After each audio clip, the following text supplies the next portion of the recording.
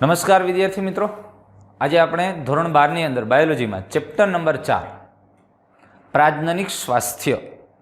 હવે જો એકદમ ઇન્ફોર્મેટિવ અને ઉપયોગી છે, અને બીજું આમ બધી રીતે એક સામાજિક બાબતે તમારી પરીક્ષાને લગતું બધી રીતે ખૂબ જ ઉપયોગી અને ખૂબ જ મહત્ત્વનું ચેપ્ટર છે. થોડું ઇન્ફોર્મેટિવ છે, આમાં બીજું સમજવાનું જાજુ નથી, માહિતી બાબતો જ છે.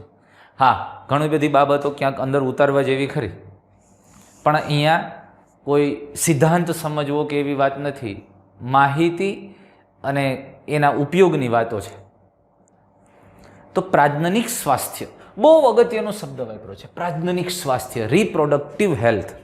કોને કહેવાય પ્રાજ્ઞનિક સ્વાસ્થ્ય? આ શબ્દનો અર્થ શું થાય? જો પહેલો જે પ્રશ્ન છે અહીંયા કે આપણે આ શબ્દ દ્વારા શું સમજીએ છીએ, પ્રાજ્ઞનિક સ્વાસ્થ્ય એટલે શું? પેલું મગજમાં આવે કે ભાઈ એના પ્રજનન અંગો બધા વ્યવસ્થિત હોય અને સારી રીતે કાર્ય કરતા હોય એને પ્રાજ્ઞનિક સ્વાસ્થ્ય કહેવાય. અને કોઈ પણની વ્યાખ્યા એ જ હોય કે આ શબ્દ સ્વસ્થ પ્રાજ્ઞનિક અંગો અને તેમના સામાન્ય કાર્યો સાથે સંકળાયેલ છે. એટલે કે પુરુષ હોય તો, એટલે કે નર હોય તો એનું મુખ્ય પ્રજનન અંગ તરીકે શુક્રપિંડ છે, અને તેમાંથી યોગ્ય શુક્રકોષોનું નિર્માણ અને યોગ્ય હોવું, યોગ્ય અંતઃસ્ત્રાવો અને એને આધારે એનું જાતીય વર્તણૂક હોવી જોઈએ. એવી જ રીતે જો માદા હોય તો એના મુખ્ય પ્રજનન અંગ તરીકે અંડપિંડ છે, એમાંથી અંડકોષનું નિર્માણ, મુખ્ય નર માદા પ્રજનન કોષ, અને એના યોગ્ય અંતઃસ્ત્રાવોને યોગ્ય જાતીય વર્તણૂક હોય. પણ આટલું જ નથી. આ પ્રાજ્ઞનિક સ્વાસ્થ્યની વ્યાખ્યા કંઈક જુદી છે. હા, એક વિજ્ઞાનની ભાષાની દ્રષ્ટિએ માત્ર તમે વિચારો તો એક માત્ર ને માત્ર એક નર પ્રજનન તંત્ર છે ને એક માદા પ્રજનન તંત્ર. આ બે પ્રજનન તંત્રના દરેક ભાગો યોગ્ય અને યોગ્ય કાર્ય, હા, એને વૈજ્ઞાનિક ભાષાની દ્રષ્ટિએ એટલું કહી શકાય. પણ મનુષ્ય માટે આ પ્રાજ્ઞનિક સ્વાસ્થ્યની વ્યાખ્યા એટલા પૂરતી મર્યાદિત નથી. એ બહુ વિશાળ પરિપ્રેક્ષ્ય ધરાવે છે, કારણ કે તેમાં પ્રજનનના ભાવનાત્મક તથા સામાજિક પાસાઓનો પણ સમાવેશ થાય છે. આ બાબત બહુ ઊંડાણપૂર્વક વાળી વાત કરી છે. પ્રજનનના ભાવનાત્મક અને સામાજિક પાસાઓ સંકળાયેલા કઈ રીતે, શું એંગલ છે અહીંયા? અરે બહુ મોટી વાત કરી. જોજો, હજી હું એની સાથે આપણે WHOની વ્યાખ્યા લઈને પછી એને સમજવાની ટ્રાય કરીએ. વિશ્વ સ્વાસ્થ્ય સંગઠન પ્રમાણે WHOના મત મુજબ પ્રાજ્ઞનિક સ્વાસ્થ્યનો અર્થ એટલે પ્રજનનના બધા જ પાસા સહિત સંપૂર્ણ સુખાકારી, એટલે કે શારીરિક, ભાવનાત્મક, વર્તનાત્મક અને સામાજિક સ્વાસ્થ્ય છે. આવડી હું પ્રાજ્ઞનિક સ્વાસ્થ્યનો અર્થ શું કીધું? પ્રજનનના બધા જ પાસા સહિત સંપૂર્ણ, એટલે પ્રજનન ક્રિયાના બધા જ પાસાઓ યોગ્ય છે. નર છે તો આખું નર પ્રજનન તંત્ર કમ્પ્લીટ છે, માદા છે તો માદા પ્રજનન તંત્ર કમ્પ્લીટ છે. પણ આની સાથે સાથે સુખાકારી એટલે કે શારીરિક, ભાવનાત્મક, વર્તનાત્મક અને સામાજિક સ્વાસ્થ્ય, આ ત્રણ બહુ અગત્યની વાત કરી છે. હું એક સિમ્પલ એક્ઝામ્પલ તમે આપો. જો પ્રાજ્ઞનિક સ્વાસ્થ્ય એટલે માત્ર બે રેગ્યુલર હોવું એ નથી. માનો કે નર પ્રજનન તંત્ર અને માદા એ બે માત્ર યોગ્ય કાર્યશીલ હોવું એટલે પ્રાજ્ઞનિક સ્વાસ્થ્ય નથી, કારણ કે અહીંયા લાગણીઓ, ઇમોશન જોડાયેલા છે, અહીંયા સામાજિક વ્યવસ્થાઓ જોડાયેલી છે. હા, પ્રાજ્ઞનિકની અંદર એક નર છે તો એની અંદર મુખ્ય નર પ્રજનન તંત્ર છે, સ્ત્રી છે તો એમાં માદા પ્રજનન તંત્ર છે, અને એનું યોગ્ય કાર્ય આના દ્વારા શુક્રકોષો ઉત્પન્ન થાય છે, જે બે મૈથુન ક્રિયા કરે અને ફલન થઈ અને બાળક પેદા થાય છે. એ એક નોર્મલ ક્રિયા થઈ અને સ્ત્રીને બાળક જન્મે છે. આ પ્રાજ્ઞનિક સ્વાસ્થ્યની સામાન્ય પ્રક્રિયા છે. ઓકે, બરોબર છે. આ બે વચ્ચે સંબંધો છે. શું અહીંયા માત્ર પુરુષ છે એટલે એક નર પ્રજનન તંત્ર તરીકે જ નથી લઈ શકાતું. માદા છે, સ્ત્રી છે, માત્ર માદા પ્રજનન તંત્ર તરીકે જ નથી. અહીંયા સંબંધ છે, સમાજ વ્યવસ્થાઓ છે. પતિ પત્ની છે. હા, પુરુષ એક નર પ્રજનન તંત્ર છે, સ્ત્રી એક માદા પ્રજનન તંત્ર છે. જો એ વૈજ્ઞાનિકની દ્રષ્ટિએ વિચારો તો એ બે માત્ર પ્રજનન તંત્ર છે અને બે દ્વારા બાળક પેદા થાય. પણ અહીંયા બે સંબંધ પતિ પત્નીના છે તો એ થઈ શકે, કારણ કે મૈથુન ક્રિયા કરી શકે છે, એક સામાજિક લેવલે સ્વીકાર્ય છે. પણ એક મા અને દીકરા વચ્ચેનો સંબંધ વિચારો. માતા સ્ત્રી છે, માદા પ્રજનન તંત્ર છે, દીકરો એ નર છે, નર પ્રજનન તંત્ર છે, પુરુષ છે. પણ સામાન્ય રીતે એમની વચ્ચે ક્યારેય આ લાગણીઓ થશે નહીં થાય. અહીંયા સામાજિક વ્યવસ્થા છે, ભાવનાત્મક બાબતો છે. કહેવાનો મતલબ એ છે કે અહીંયા સંબંધોનું અગત્યતા છે. પ્રાજ્ઞનિક સ્વાસ્થ્ય સાથે આ બાબત જોડાયેલી છે, સંકળાયેલી છે. હા, વિજ્ઞાનની દ્રષ્ટિએ માતા છે એ માત્ર માદા પ્રજનન તંત્ર છે અને દીકરો છે એ માત્ર નર પ્રજનન તંત્ર છે, અને બીજા પ્રાણીઓની અંદર આવું છે જ ને, અને એમની વચ્ચે સંભોગ ક્રિયાઓ, મૈથુન ક્રિયાઓ થાય છે અને સંતતિ પેદા થાય છે. પણ મનુષ્ય એક સામાજિક વ્યવસ્થા સાથે સંકળાયેલ છે એટલે નથી. અને જો આવું થાય તો એક સામાજિક બાબતે એક ખૂબ જ ધૃણા પેદા કરે એવી બાબતો સર્જાય છે, અને એટલે એની ભાવનાઓ ઉપર, એની લાગણીઓ ઉપર અસરો છે. તો કે પ્રાજ્ઞનિક સ્વાસ્થ્યની અસર માત્ર પ્રજનન ક્રિયાની પૂરતી મર્યાદિત નથી, વ્યક્તિની ભાવનાઓ સાથે સંકળાયેલી છે, એની લાગણીઓ સાથે સંકળાયેલી. એવી જ બાબતો પિતા અને પુત્રી વચ્ચે થાય, અન્ય વ્યક્તિઓ વચ્ચેના સંબંધો વચ્ચે થાય. અને એટલા માટે અહીંયા વાત કરી છે કે એટલે કીધું છે કે પ્રજનનનું સ્વાસ્થ્ય એટલે એ વ્યક્તિ, એટલે અહીંયા સામાજિક અને માનસિક રીતે, ભાવનાત્મક રીતે પણ યોગ્ય હોવો જોઈએ. માનસિક બાબત કેવી રીતે? મેં માનસિક રીતે તો બહુ સ્પષ્ટ બાબત અને સ્પષ્ટ વાત થાય છે કે માતા અને દીકરા વચ્ચેનો જ્યારે એક માતા છે એ માદા પ્રજનન તંત્રયુક્ત રચના છે, દીકરો છે એ નર પ્રજનન, પણ છતાંય બેની માનસિક સ્થિતિ યોગ્ય છે તો એમની વચ્ચેની લાગણીઓ છે, મા અને દીકરા વચ્ચેનો પ્રેમ હશે, પિતા અને પુત્રી વચ્ચેનો પ્રેમ હશે. પણ જો માનસિક એબિલિટી નહીં હોય અથવા માનસિક સ્થિતિ યોગ્ય નથી તો કંઈક સ્થિતિઓ જુદી છે. અને એટલે આ બાબતની વાત કરી છે. પ્રાજ્ઞનિક સ્વાસ્થ્ય પ્રજનનના બધા જ પાસા સહિત સંપૂર્ણ સુખાકારી, એટલે કે શારીરિક, ભાવનાત્મક, વર્તનાત્મક અને સામાજિક સ્વાસ્થ્ય. વર્તન એટલે તો વર્તન થયું ને, વાત એ જ આવી ને કે પિતા અને પુત્રી વચ્ચેનું વર્તન યોગ્ય જ હોય, એક મર્યાદા સાથે જ હોય. માતા અને પુત્ર વચ્ચેનું એ મર્યાદાઓ સાથે હોય. પતિ અને પતિ વચ્ચેનું વર્તન એની વ્યવસ્થા અહીંયા હોય જ. બાકી સામાન્ય સ્થિતિની અંદર નર પ્રજનન તંત્ર અને માદા પ્રજનન તંત્ર એ પરિપક્વ થાય, બે વચ્ચે આકર્ષણ અને એની યોગ્ય પ્રક્રિયાઓને લઈ સંભોગ કે મૈથુન ક્રિયાઓને અંતે બાળક અથવા તો સંતતિ પેદા થાય છે. પણ આવું દરેક બે તંત્ર વચ્ચે નથી થતું, કારણ કે ત્યાં સંબંધો છે, ત્યાં ભાવનાઓ એટલે કે લાગણીઓ છે, ઇમોશન છે, અને એટલે એ માનસિક સ્થિતિ, લાગણીઓ, આ ઇમોશન વગેરેને ધ્યાનમાં રાખી અને એ વ્યક્તિ અને એમની વચ્ચેના વર્તન હોય અને વર્તણૂક હોય. અને એટલે આ બધી બાબતો હોવી જરૂરી છે, ત્યારે એ સંપૂર્ણ સુખાકારી સ્થિતિ પેદા થાય. અને આ પ્રક્રિયા, આને પ્રાજ્ઞનિક સ્વાસ્થ્યની વાત કરી છે. અને પ્રાજ્ઞનિક સ્વાસ્થ્ય જો પ્રસ્તાવના છે, આ પ્રસ્તાવના છે પણ બહુ ઊંડાણપૂર્વક વાત કરી છે મિત્રો. તો તેથી શારીરિક અને ક્રિયાત્મક રીતે સામાન્ય પ્રજનન ધરાવતા લોકો યુક્ત સમાજના તમામ લિંગ સંબંધિત પાસાઓ વચ્ચે સામાન્ય લાગણી સભર અને વર્તણૂકલક્ષી પારસ્પરિક ક્રિયાઓને પ્રાજ્ઞનિક સ્વાસ્થ્ય કીધું. હવે વાત અને સમજો. શારીરિક રીતે ક્રિયાત્મક અગત્યની વાત છે, જે સામાન્ય પ્રજનન અંગો ધરાવતા લોકો યુક્ત સમાજના તમામ લિંગ સંબંધિત પાસાઓ વચ્ચે સામાન્ય લાગણી સભર અને વર્તણૂકલક્ષી પારસ્પરિક ક્રિયાઓને પ્રાજ્ઞનિક સ્વાસ્થ્ય કહેવામાં આવે છે. બધી બાબતો આવી જાય. મેં કીધું ને, પિતા અને પુત્રી વચ્ચેના સંબંધો અને એના વચ્ચેની લાગણીઓ પણ છે, બે અલગ અલગ પ્રજનન તંત્ર હોવા છતાં. પણ ત્યાં ક્યારેય આ પ્રકારની એટલે કે મૈથુન ક્રિયા, સંભોગની બાબતની લાગણીઓ પેદા નથી થતી, છતાં છે. તો એને આધારે એનું વર્તણૂક છે, એને આધારે એની વ્યવસ્થાઓ છે. એવી જ રીતે દરેક બે વ્યક્તિઓ વચ્ચેની વાત, તો અહીંયા આ દરેક વચ્ચે સામાન્ય લાગણી સભર અને વર્તણૂકલક્ષી પારસ્પરિક ક્રિયાઓને પ્રાજ્ઞનિક સ્વાસ્થ્ય કહેવામાં આવે. તમામ લિંગ સંબંધિત પાસાઓને ધ્યાનમાં લઈ.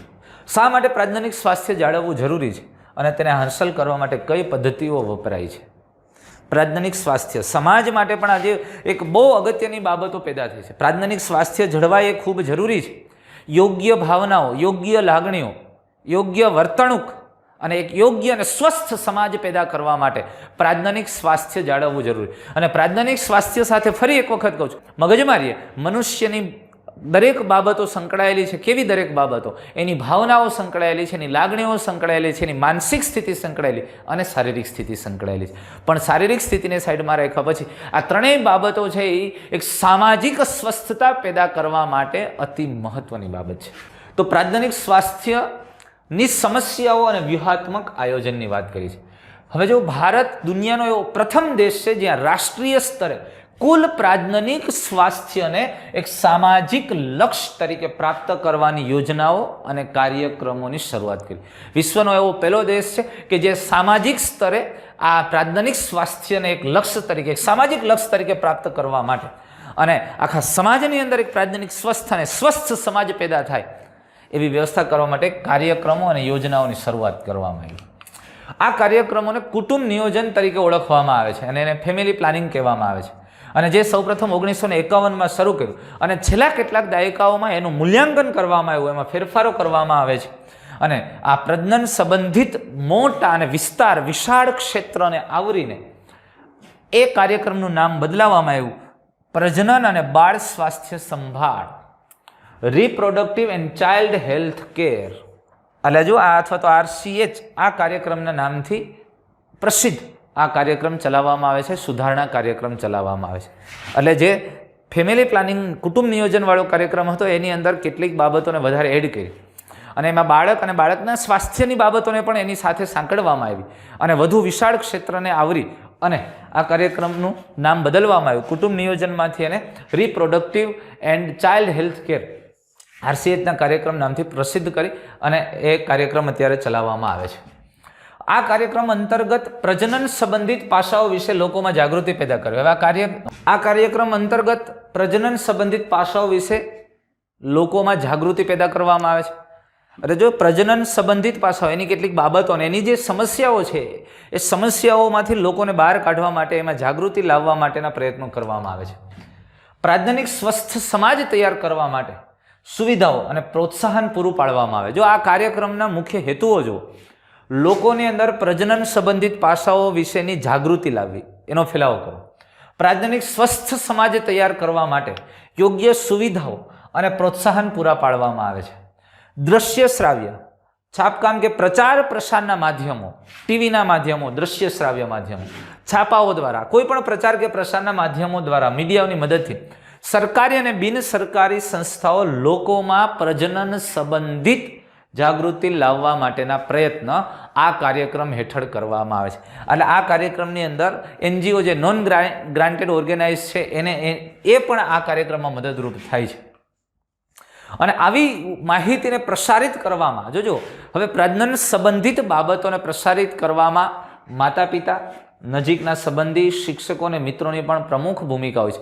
સામાન્ય રીતે એ જ્યારે એનું બાળક છે એ પ્રજનન વયમાં પહોંચે, પુખ્ત ઉંમરે પહોંચે એટલે માતા પિતા દ્વારા પણ જાતીય સંબંધિત બાબતોની એને સમજ અને માહિતી આપવી મહત્વની છે. અને જેથી કરીને એ પ્રાજ્ઞનિક રીતે સ્વસ્થ બાળક પેદા થાય અથવા તો એક સમાજનો એક સારો નાગરિક બને એના માટે એટલે ઘણી બધી માહિતી છે માતા પિતા દ્વારા. અન્ય નજીકના સંબંધ જો આપણે ત્યાં સામાન્ય રીતે એવું હતું મેરેજ વખતે દાખલા તરીકે દીકરી હોય તો એના ભાભીઓ દ્વારા ઘણી બધી શિખામણ અને સલાહો આપવામાં આવતી, એ પ્રાજ્ઞનિક સંબંધિત બાબતો વિશે જ. અને પુરુષ હોય તો એના મિત્રો દ્વારા અથવા તો એના મોટા ભાઈઓ કે એના દ્વારા પણ આવી પ્રાજ્ઞનિક સંબંધિત કેટલીક માહિતીઓ છે આપવામાં આવે. અને જેથી કરીને એક જે સેક્સ્યુઅલ પ્રેક્ટિસ, જાતીય વર્તણૂક અથવા તો વર્તન છે એ પણ યોગ્ય રીતે થાય એ પણ જરૂરી છે એના સ્વાસ્થ્ય, કારણ કે નહીંતર ઘણા બધા રોગો અને કેટલીક બાબતો અને સમસ્યાઓ પેદા થઈ શકે છે. તો આવી બધી માહિતીને પ્રસારિત કરવા માટે માતા પિતા, નજીકના સગા સંબંધીઓ, શિક્ષકો અને મિત્રોની પણ પ્રમુખ ભૂમિકા છે. તો શાળાઓમાં જાતીય શિક્ષણ દાખલ કરી અથવા તો દાખલ કરવા માટે પ્રોત્સાહન આપવું જોઈએ જેથી કરીને બાળકોની અંદર એક ખોટા જાતીય સંબંધિત ખોટા ખ્યાલથી દૂર રહી શકે અને જેથી યુવાનોને સાચી માહિતી મળે અને બાળકો જાતીય સંબંધિત વિવિધ પાસાઓ વિશે ફેલાયેલી ગેરમાન્યતાઓ છે એ ગેરમાન્યતાઓ ઉપર વિશ્વાસ ન કરે અને તેમને જાતીય સંબંધિત ખોટી ધારણાઓથી છુટકારો મળે અથવા તો એ સંબંધિત કેટલીક ખોટી માન્યતાઓ એના મગજમાં હોય. કારણ કે હજી એ સામાન્ય રીતે પરિપક્વ ઉંમરમાંથી, તરુણ અવસ્થામાંથી પરિપક્વ ઉંમર સુધી પહોંચે ત્યારે કેટલીક ગેરસમજો પણ મગજમાં હોય તો એ પણ ખોટી ગેરસમજ મગજમાં ઘર ન કરે, એનાથી છુટકારો મળે એના માટે પણ શાળાઓની અંદર જાતીય શિક્ષણ દાખલ કરી અને યોગ્ય માહિતી એને આપી શકાય જેથી કરીને એક સ્વસ્થ સમાજ પેદા કરી શકાય. લોકોને પ્રજનન અંગો, કિશોર અવસ્થા અને તેના સંબંધિત ફેરફારો, જોજો બહુ મહત્વની વાત કરી, પ્રજનન અંગો વિશેની માહિતી, કિશોર અવસ્થાને તે સંબંધિત ફેરફારો, સુરક્ષિત અને આરોગ્યપ્રદ જાતીય વ્યવહાર, સેક્સ્યુઅલ પ્રેક્ટિસીસ, જાતીય સંક્રમિત રોગો, એડ્સ વગેરેની માહિતી આપીશ. પ્રજનન અંગો વિશેની માહિતી, પ્રજનન અંગોમાં શું ફેરફારો થાય છે, કિશોર અવસ્થાને તેના સંબંધિત ફેરફારો. જો ખાસ કરીને તરુણ અવસ્થાની અંદર તમે સમજો સામાન્ય રીતે લગભગ 12 થી 18 વર્ષ સુધી વ્યક્તિની અંદર અંતઃસ્ત્રાવી ફેરફારો થતા હોય, જાતીય અંગો, ગૌણ જાતીય અંગોનો વિકાસ થતો હોય. આ જે બદલાવ છે એના વિશે એ વ્યક્તિના મગજમાં જે ખ્યાલ પેદા થાય છે એ બાબતો વિશેની યોગ્ય અને સચોટ અને સાચી માહિતી આપવી જેથી કરીને ખોટી અને ગેરમાન્યતાઓથી દૂર રહે. સુરક્ષિત અને આરોગ્યપ્રદ જાતીય વ્યવહાર. સુરક્ષિત કેટલા બધા આજે સામાન્ય રીતે આ સંભોગ અથવા સમનન જેવી ક્રિયાઓને કારણે કેટલાક રોગો ફેલાય, જેને સેક્સ્યુઅલી ટ્રાન્સમિટેડ ડિઝીઝ કહેવાય, જે સેક્સ પ્રક્રિયા દ્વારા જે રોગો ફેલાય છે, એનાથી કેવી રીતે રક્ષણ મેળવી શકાય, એનાથી કેવી રીતે છુટકારો મેળવી શકાય. એટલે એવી સુરક્ષિત અને આરોગ્યપ્રદ જાતીય વ્યવહાર, એટલે જે પોતાની તંદુરસ્તી જળવાય અને સમનનની ક્રિયાઓ થાય એવી બાબતની વાત છે. જાતીય સંક્રમિત રોગો એટલે સેક્સ્યુઅલી ટ્રાન્સમિટેડ ડિઝીઝ, લગભગ 30 કે તેથી વધુ પ્રકારના આવા સેક્સ દ્વારા ફેલાતા રોગો છે, જેનાથી સુરક્ષા કેવી રીતે મેળવી શકાય અને કેવી રીતે આ પ્રાજ્ઞનિક ક્રિયાઓની પ્રાજ્ઞનિક ક્રિયા પણ કરી શકાય અને આનાથી છુટકારો મેળવી શકાય. એડ્સ જેવા ગંભીર રોગ વિશેની માહિતી આ બાળકો સુધી, લોકો સુધી પહોંચે અને પહોંચાડવી, જેથી કરીને એક સમાજની અંદર એક સારી વ્યવસ્થાઓ રાખી શકાય અને સ્વસ્થ સમાજ પેદા કરી શકાય. વિશેષ રૂપથી જે લોકો કિશોરવસ્થાના વય જૂથના છે, તરુણ અવસ્થામાં છે, તેને પ્રજનન સંબંધિત સ્વસ્થ જીવન તરફ દોરી જાય. એટલે આવી બધી માહિતી, આવું યોગ્ય માર્ગદર્શન, ખોટા વિચારો કેટલા બધા, જો વિચારો એટલા માટે આવતા હોય અને બહુ સહજ અને સ્વાભાવિક બાબત છે કે સામાન્ય રીતે આ એજની અંદર, તરુણાવસ્થાની અંદર જાતીય અંતઃસ્ત્રાવોના ફેરફાર છે. વ્યક્તિ છે એ જાતીય રીતે પરિપક્વ થઈ રહ્યું છે, અંતઃસ્ત્રાવી ફેરફાર, વિજાતીય એટ્રેક્શન મેક્સિમમ હોય. છોકરાઓ છે આ ઉંમરના તો છોકરીઓ તરફનું આકર્ષણ, છોકરી છે તો છોકરાઓ તરફનું આકર્ષણ હોય અને હોવું એ સામાન્ય છે, એક સામાન્ય ક્રિયા છે. પણ છતાં યોગ્ય તેના ઉપરનો એક માનસિક કંટ્રોલ એ જરૂરિયાત, એ બાબતને સમજાવવું ખૂબ જરૂરી છે. આકર્ષણ હોવું એ સહજ અને સ્વાભાવિક બાબત છે અને હોય એ નોર્મલ છે, ન હોય તો એબનોર્માલિટી છે. પણ છતાં એનો મતલબ એવો નથી કે એની સાથે એ આકર્ષણ હોવું એટલે પ્રાજ્ઞનિક ક્રિયા કરવી. એ સહજ, એને સહજતાથી એક્સેપ્ટ કરાવવું અને એને સમજાવવું કે એ હોય છે. અને આની સાથે સાથે સામાજિક વ્યવસ્થાનું જતન થાય, આની સાથે સાથે લાગણીઓ અને ભાવનાઓનું જતન થાય અને એ સમજવું અને એ જાતીય શિક્ષણ માટે ખૂબ અગત્યનું છે અને મહત્વનું છે. અને એટલે વાત કરી છે ને આરોગ્યપ્રદ જાતીય વ્યવહાર. વિશેષ રૂપથી જે લોકો કિશોરવસ્થા વય જૂથ કીધું ને, તો પ્રજનન સંબંધિત સ્વસ્થ જીવન તરફ દોરી જાય છે. અને નહીતર આ જ એજ એવી હોય છે કે મેક્સિમમ એટ્રેક્શન હોય, વિજાતીય આકર્ષણ હોય. અને જો એને ખોટી રીતે દોરવવામાં આવે, એનો ખોટી રીતે ઉપયોગ કરાવવામાં આવે, તો વ્યક્તિ છે, વ્યક્તિનું જીવન ખરેખર દુઃખદાયક અને નકામું જીવન બની જાય છે. તો એ બાબતો માટેની અહીંયા વાત કરી છે. લોકોને ખાસ કરીને ફળદ્રુપ યુગલો, એટલે જે ફર્ટાઇલ છે, લગ્નની વય જૂથના વ્યક્તિઓ છે, તેમને પ્રાપ્ય જન્મ નિયંત્રણ વિકલ્પો, એટલે જે લગ્નની વય જૂથના વ્યક્તિઓ છે, તો આવા વ્યક્તિઓની અંદર પ્રાપ્ય જન્મ નિયંત્રણના વિકલ્પ, એટલે જન્મ દરને નિયંત્રિત કરવા માટેના વિકલ્પો કે, એટલે કે સામાન્ય રીતે સંવનન કે મૈથુન ક્રિયાથી જો એમને કરવામાં આવે તો બાળકની અથવા તો સંતતિ પેદા થાય છે. તો જન્મદર વધે એ અત્યારે તો આપણા જેવા દેશો માટે ખૂબ મુશ્કેલી ભર્યું છે. પણ મૈથુન ક્રિયા કરી શકે, સંવનન કરી શકે અને સંતતિ પેદા ન થાય, બાળક ન થાય, એના માટેના એટલે જન્મદરના નિયંત્રણના વિકલ્પો, ઘણા બધા પ્રકારના વિકલ્પો છે. એની વાત પણ આ પ્રાજ્ઞનિક સ્વાસ્થ્ય કાર્યક્રમ હેઠળ કરવામાં આવે, એના લોકોમાં એના વિશેની પણ જાગૃતિ લાવવાનું કામ કરવામાં આવે છે. કોન્ડોમ છે, કોપર્ટી છે, એટલે એ બધા વિશે આપણે અલગ અલગ પ્રકારના, એટલે જે ભૌતિક અવરોધો છે, રાસાયણિક અવરોધો છે, દવાઓ, ઔષધો છે, અંતઃસ્ત્રાવી છે, તો આવી બધી બાબતો વિશે લોકોમાં જાગૃતિ લાવી, લોકોને એના વિશે જાણકારી આપી અને સ્વસ્થ સમાજ માટે અને જન્મદરને નિયંત્રિત રાખી શકાય એવી વ્યવસ્થાઓ માટેની જાગૃતતા પણ આ કાર્યક્રમ હેઠળ લાવવામાં આવે છે. ગર્ભવતી માતાની સંભાળ, એને કઈ કઈ બાબતોની કાળજી રાખવી. પ્રસવ બાદ માતા અને બાળકની સંભાળ, એટલે પ્રસવ પહેલાં માતાની સંભાળમાં કઈ કઈ બાબતોનું ધ્યાન રાખવું, કાળજી રાખવી.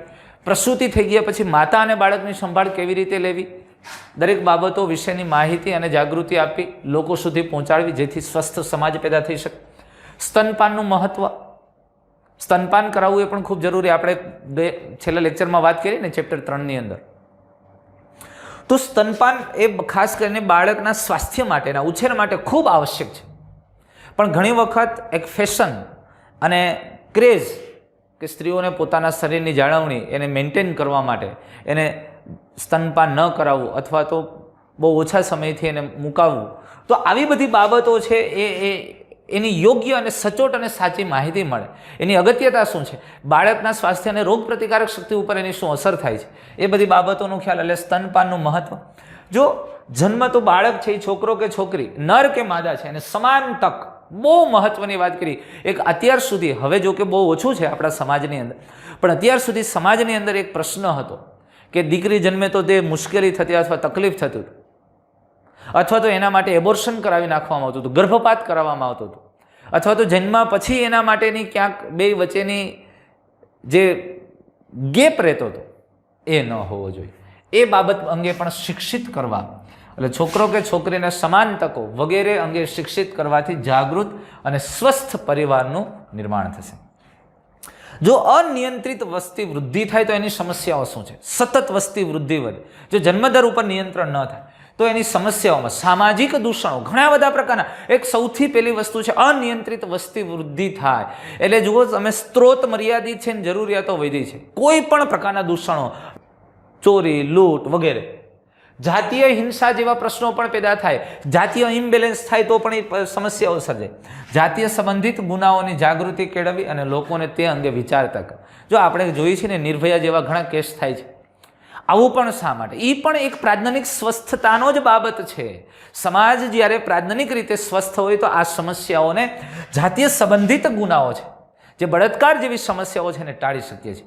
પણ એક સ્વસ્થ સમાજ પેદા કરવો પડે. દરેક ઘરેથી સ્વસ્થ આ બાબત માટે યોગ્ય ઇમોશન, યોગ્ય લાગણીઓ સાથેનો વ્યક્તિ હોવો જોઈએ. તો આ ઘણા બધા પ્રશ્નોને ઓછા કરી શકાય, સામાજિક દૂષણોને હટાવી શકાય છે, અને તેને રોકવા યોગ્ય પગલાઓ લેવા અને સક્ષમ કરવા, જેથી જવાબદાર અને સ્વસ્થ સમાજ બનાવી શકાય, પેદા કરી શકાય. તો આવા પ્રાજ્ઞનિક સ્વાસ્થ્યને પ્રાપ્ત કરવા માટે વિવિધ કાર્ય યોજનાઓનું સફળતાપૂર્વક અમલીકરણ માટે મજબૂત માળખાકીય સુવિધાઓ પ્રાપ્ત હોવી જોઈએ, ઉપલબ્ધ હોવી જોઈએ.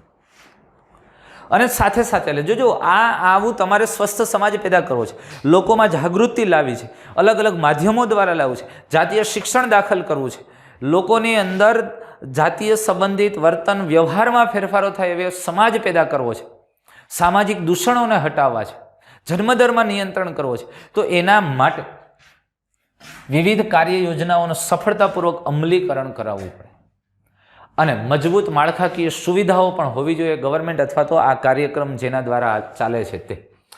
આની સાથે સાથે વ્યવસાયિક કુશળતા અને સામગ્રીની જરૂરિયાત છે. યોગ્ય સામગ્રી, જન્મદરને નિયંત્રણ કરવા માટેના કેટલીક બાબતો અથવા સાધન સામગ્રીઓની આવશ્યકતા, પ્રસૂતિ કરવા માટે અને હાઇટ, સામાન્ય રીતે એ માતા અને બાળકની જ્યારે સ્વાસ્થ્યને લગતી બાબતો સાથે આના માટે વ્યવસાયિક કુશળતા, યોગ્ય ડૉક્ટર જોશે, યોગ્ય સામગ્રીની જરૂરિયાતો પડશે. લોકોને જાતીય સંબંધિત સમસ્યાઓ, કેવી સમસ્યાઓ છે? જાતીય સંબંધિત સમસ્યાઓ સામાન્ય રીતે ગર્ભધારણ થયું છે તો એ આમ સમસ્યા છે કે સારી બાબત? અરે એવી નથી, પણ ગર્ભધારણ દરમિયાન કોઈ નાની મોટી મુશ્કેલીઓ હોય તો એ બાબત. ઘણી વખત ગર્ભધારણ ખુદ સમસ્યા હોય. સામાન્ય રીતે એક બાળક હજુ નાનું છે, 5 કે 6 મહિનાનું છે, અને સામાન્ય રીતે યુગલ દ્વારા મૈથુન ક્રિયાથી બીજું ગર્ભધારણ થયું તો એ ગર્ભધારણ સમસ્યા છે, કારણ કે બે બાળક વચ્ચેનો ગાળો નથી, માતા માટે ખૂબ મુશ્કેલી પેદા થઈ શકે. તો એવા સમયે ગર્ભધારણ સમસ્યા છે, અને ઘણી વખત ગર્ભધારણ ખુશી હોય તો ગર્ભધારણ એ પણ સમસ્યા. પ્રસૂતિ, જો પ્રસૂતિની અંદર કેટલી બધી વખત બાળક અને માતાઓના મૃત્યુ થયા છે, તો એ સમસ્યા એ દ્રષ્ટિએ છે કે ક્યારેક એને કારણે પણ STD, sexually transmitted disease, sex દ્વારા ફેલાતા કેટલાક રોગો, જાતીય સંક્રમિત રોગ જેને કહેવાય, ગર્ભપાત થઈ જવો સમસ્યા છે. ગર્ભ નિરોધક એટલે કોન્ટ્રાસેપ્શન એટલે ગર્ભ નિરોધક ઘટકોનો ઉપયોગ કેવી રીતે કરવો, ઋતુસ્ત્રાવ સંબંધિત સમસ્યાઓ, યોગ્ય ઋતુસ્ત્રાવ થવો ન થવો, અફળદ્રુપતા, ઇનફર્ટિલિટી, બાળક પેદા કરવું છે પણ સંવનન ક્રિયા કરવા છતાં પણ બાળક પેદા નથી થતું, અફળદ્રુપતા. તો આવી બધી જે સમસ્યાઓ છે એના સંદર્ભમાં દાક્તરી સહાયતા અને દેખરેખ ઉપલબ્ધ કરવી જરૂરી છે. આવી બધી સમસ્યાઓ માટે લોકોને જે જાતીય સંબંધિત સમસ્યા, તો આપણને એવો પ્રશ્ન પૂછે કે જાતીય સંબંધિત સમસ્યાઓ કઈ કઈ? તો એમાં ગર્ભધારણ, પ્રસૂતિ, જાતીય સંક્રમિત રોગો એટલે કે એસટીડી, ગર્ભપાત, ગર્ભ નિરોધક, ઋતુસ્ત્રાવ સંબંધિત સમસ્યાઓ, અફળદ્રુપતા વગેરે. અને એની સાથે જો ડૉક્ટરી સહાય મળે અને યોગ્ય દેખરેખ ઉપલબ્ધ કરાવવી જરૂરી છે, જેથી આ સમસ્યાઓને દૂર કરી શકીએ, ટાળી શકીએ. એના માટે આ બધી અમલીકરણ અને મજબૂત માળખાકીય સાધન સામગ્રી, વ્યવસાયિક કુશળતાની આવશ્યકતા હોય છે. લોકોને કાર્યક્ષમ સંભાળ અને સહાય પૂરી પાડવા સમયાંતરે સારી તકનીકી અને નવી વ્યૂહરચનાઓનું અમલીકરણ જરૂરી છે. જો લોકોમાં આ બધી બાબતોનો કાર્યક્ષમ રીતે સંભાળ લેવો છે, સ્વસ્થ સમાજ પેદા કરવા માટેની વ્યવસ્થાઓ કરવી છે, તો એના માટે સારી ટેકનિક સાથે અને નવી વ્યૂહરચનાઓનું અમલીકરણ કરવું જરૂરી છે, જેથી એક સ્વસ્થ અને સારો સમાજ પેદા કરી શકાય. હવે જો બીજા પ્રશ્નો, વધતી માદા ભ્રૂણ હત્યાનો કાનૂની અટકાવ, લિંગ પરીક્ષણ માટે ઉલ્વજળ કસોટી, તે બીજી સમસ્યાઓ એક સાથે સાથે એ પણ થઈ અને અટકાવવું છે આપણે બધું. ભાઈ માદા ભ્રૂણ હત્યાનો કાનૂન અટકાય આવી ગયું, ખબર છે. કોઈ પણ દરેક તમે જુઓ જે ગાયનેકોલોજિસ્ટના દવાખાનામાં તમે જશો એટલે લખેલું જ હશે પ્રોહિબિટેડ છે. ભાઈ અહીંયા લિંગ પરીક્ષણ થતું નથી અને લખવું જોઈએ કે ભ્રૂણ હત્યા એ ગુનો છે. કાયદાકીય રીતે એને અવરોધ કરી દીધો. પછી લિંગ પરીક્ષણ પણ કાયદાકીય રીતે કાઢી દીધું. સામાન્ય રીતે લિંગ પરીક્ષણમાં શું કરવામાં આવે? આપણે ઓલી બાહ્ય ભ્રૂણીય કલા ભણ્યા, એમાં ઉલ્વજળ, ઉલ્વ કોથળીમાંથી સોય દ્વારા પ્રવાહી બહાર કાઢવામાં આવે, પછી એમાં રહેલા કોષો છે એનું રંગસૂત્રીય અભ્યાસ કરવામાં આવે અને રંગસૂત્રીય અભ્યાસને આધારે ખબર પડી જાય કે ભાઈ આમાં XX છે, XX છે કે XY છે. જો XX હોય તો માદા છે, XY હોય તો નર છે. હવે ખરેખર એ જે પરીક્ષણ કરવામાં આવતું એ રંગસૂત્રીય કસોટી કોઈ પણ રંગસૂત્રીય અનિયમિતતાઓ નથી, કોઈ સિન્ડ્રોમ નથી ને, એટલે એ રંગસૂત્રની ભાતને આધારે ભ્રૂણનું જાતીય પરીક્ષણ ઉપર પ્રતિબંધ આવી ગયો. હા, એનો અભ્યાસ ખરેખર શેના માટે કરવામાં આવતો હતો, એ કસોટી શેના માટે કરવામાં આવતી? કોઈ રંગસૂત્રીય અનિયમિતતાઓ નથી ને, જે વારસાગત અનિયમિતતાઓ સર્જાય અને જે બાળક જન્મે છે એ ખોડખાપણ સાથે જન્મે, તો એના માટેની ટેસ્ટ હતી. પણ હવે એ જરૂરિયાત પડે તો જ આ ટેસ્ટને પણ જાતીય પરીક્ષણ ઉપર સંપૂર્ણ પ્રતિબંધ લાવવામાં આવ્યો અને વ્યાપક બાળરોગ પ્રતિરક્ષા વગેરે કેટલાક મહત્વપૂર્ણ કાર્યક્રમોને પણ સામેલ કરવામાં આવ્યા. બાળરોગ પ્રતિરક્ષા, જો બાળકને ચોક્કસ પ્રકારના તમે સમજો, એક તો સ્તનપાન કરાવવું, એની સાથે સાથે તમને જો બાલ ભોગ કરીને ગવર્મેન્ટ છે એ હવે આપે છે ચોકલેટને, ખોરાક જે પોષક અને પ્રોટીન દ્રવ્યયુક્ત છે, જેથી કરીને બાળકની પ્રતિકારક શક્તિ પણ સારી રીતે વિકાસ પામે. ઉલ્વજળ કસોટીમાં વિકસતા ભ્રૂણનું થોડુંક ઉલ્વ પ્રવાહી ગર્ભકોષો અને દ્રાવ્ય પદાર્થોના પૃથ્થકરણ માટે લેવામાં આવે છે અને એ પદ્ધતિનો ઉપયોગ શેના માટે કરવામાં આવે? કેટલીક જનીનિક અનિયમિતતાઓ જેવી કે down syndrome, haemophilia, sickle cell anaemia, આ બધું ભણવાના છીએ આપણે વગેરે, તથા ભ્રૂણની જીવિતતા ચકાસવા માટે થાય છે. સમજાય છે વસ્તુ? એટલે આવી બધી બાબતો જનીનિક અનિયમિતતાઓની ચકાસણી માટે કરવામાં આવતી હતી ઉલ્વજળ કસોટી. એમ્નિયોન્ટેસિસ ઉલ્વજળની ટેસ્ટ કરવામાં આવે. હવે વિવિધ પ્રજનન સંબંધિત ક્ષેત્રોમાં સંશોધનને પ્રોત્સાહન આપવામાં આવે છે, જેથી કરીને વધારે ને વધારે કોઈ ટેકનિક, ઇન્ફોર્મેશન, માહિતીઓ છે એ લાવી શકાય અને લોકોની સુધી પહોંચાડી શકાય, જાગૃતતા લાવી શકાય અને નવી પદ્ધતિઓ શોધવા માટે અને અથવા તો હાલના મુદ્દાઓમાં સુધારો કરવા માટે સરકારી અને બિન સરકારી બંને સંસ્થાઓ મદદ કરે છે. આવી જ એક બાબત સહેલી એ સ્ત્રીઓ માટેની મુખ દ્વારા લેવાતી ગર્ભ નિરોધક ગોળી છે અને જેનો વિકાસ આપણી કેન્દ્રીય ઔષધ સંશોધન સંસ્થા એટલે central drug research institute CDRI લખનૌની અંદર જે વિકસાવવામાં આવી, આવી સંસ્થાઓ જે ડેવલપ કરી અને એના દ્વારા ભારતના વૈજ્ઞાનિકો દ્વારા આ ટેબ્લેટ બનાવવામાં આવી સહેલી અને જે ગર્ભ નિરોધક ગોળી છે, જે મોં વાટે લેવામાં આવે છે અને એને એક ગોળી લેવાધા પછી સંવનન અથવા મૈથુન ક્રિયા કરવાથી બાળક પેદા થતું નથી. તો જાતીય સંબંધિત બાબતોમાં વધુ સારી જાગૃતિ, દાક્તરી સહાયથી થતી પ્રસૂતિની સંખ્યામાં વધારો, એટલે સામાન્ય રીતે પ્રસૂતિ પહેલાં એમાંય ખાસ કરીને આપણા ગ્રામ્ય વિસ્તારોમાં ઘરે કરવામાં આવતી હતી, એના માટે સુયાણી શબ્દ વાપરવામાં આવતો. પ્રસૂતિ કરાવવા માટેની જે બહેનો હોય ને, જે એના સ્પેશિયલ, પણ એ ભણેલા નહોતા, એક અનુભવથી કરે. ઓલી ઘણી કહેવત છે, જાજી સુયાણી વેતર વંઠે, એ મળ્યું. પણ આ સુયાણી દ્વારા પ્રસૂતિ કરવામાં આવતી, પણ ઘણી વખત એને લઈને માતા અને બાળકનો મૃત્યુદર ઊંચો હતો. એટલે લોકોની અંદર એવી જાગૃતિ લાવવામાં આવી અને આ કાર્યક્રમો હેઠળ એવા પ્રયત્નો કરવામાં આવ્યા કે ભાઈ પ્રસૂતિની ક્રિયાઓ દાક્તરની સારવાર હેઠળ અથવા દાક્તરના જે ડૉક્ટર છે એની સારવાર હેઠળ થાય, એની સહાયથી થતી અને એની પ્રસૂતિની સંખ્યામાં વધારો પ્રેરી શકાય, જેથી કરીને આ સમસ્યાને ટાળી શકાય અને માતા અને બાળકના મૃત્યુદરને ઘટાડી શકાય. પ્રસૂતિ બાદની સારી દેખરેખ દ્વારા માતા અને બાળકના મૃત્યુ દરમાં ઘટાડો એ પણ થયું. સામાન્ય રીતે અત્યારે બાળ મૃત્યુ દરમાં ઘટાડો થયો કારણ કે એના પછી પણ એમાં સુધારો થયો.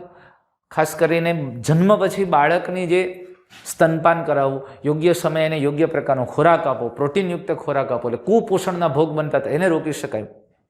રસીકરણ જેવા કાર્યક્રમો કરવામાં આવ્યા જેથી કરીને કેટલાક આવા ગંભીર રોગોથી એને દૂર કરી શકાય, અટકાવી શકાય અને આમ બાળકના મૃત્યુ દરમાં ઘટાડો કરી શકાય.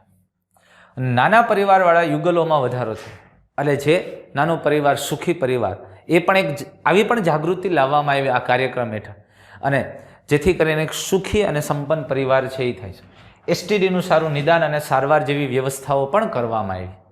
એટલે સેક્સ્યુઅલી ટ્રાન્સમિટેડ ડિઝીઝ છે, જાતીય સંક્રમિત રોગો છે, એનું નિદાન, એને સારવાર માટેની વ્યવસ્થાઓ લોકો ત્યાં સુધી, ડૉક્ટરો સુધી પહોંચતા થયા.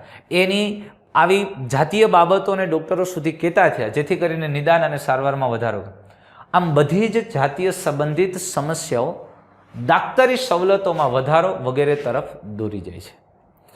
એટલે આ સમસ્યાઓ છે ને એ દાક્તરી સવલતોમાં વધારો થયો અને દાક્તરી સવલતોમાં વધારો થવાથી આ સમસ્યાઓને ઓછી કરી શકાય સમાજની અંદર અને જેથી એક સારો અને સ્વસ્થ સમાજનું નિર્માણ થઈ શકે. તો મિત્રો અહીંયા જે આપણે વાત કરી છે વધારે ઇન્ફોર્મેટિવ છે. તમે આ પેરેગ્રાફ વાંચશો એટલે આપણને આખું એમનેમ જ લાગે પણ બહુ સમજવા જેવી બાબતો છે, ઉપયોગી છે.